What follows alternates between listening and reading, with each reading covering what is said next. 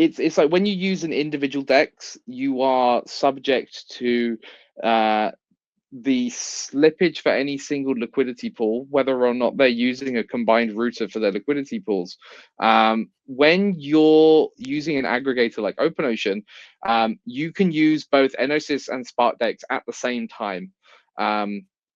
So whether it's a large swap, a small swap, or whether it's something like, you know, like a feature that we hope to bring in the future, like a streaming swap,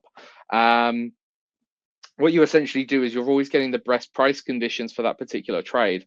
So if, let's say on SparkDex, you go and trade, I don't know, $5,000 of a blue chip asset every single day of the week, right? And then on the last day of the week, on Sunday, that specific asset, one whale has withdrawn 90% of the liquidity. But you're like, no, I've been doing this every other day. So I hit trade, but I get like, I don't know, 10% slippage or something, 8% slippage.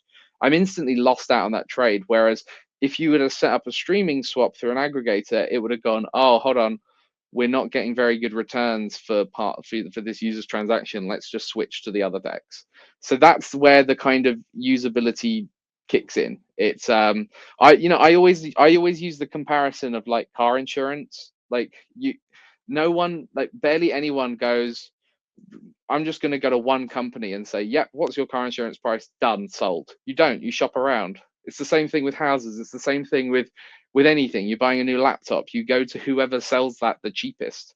And it's the same thing with a DEX aggregator. We go to wherever the best trade is. It's just kind of looking at it in a different way.